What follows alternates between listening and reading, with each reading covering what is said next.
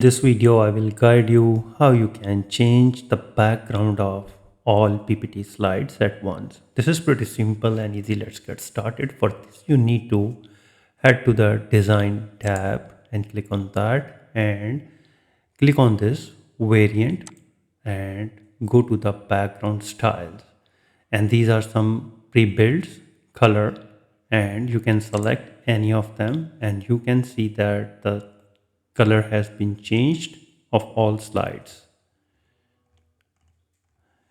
Again, go to the variants and go to the background style, and you can even format background.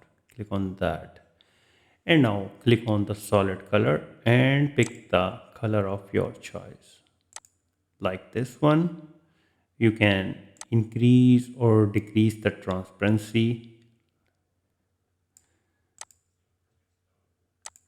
yellow,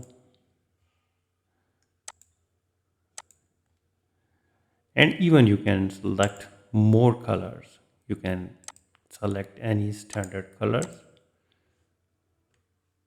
and click apply to all, and this color will be now applied to all in all slides.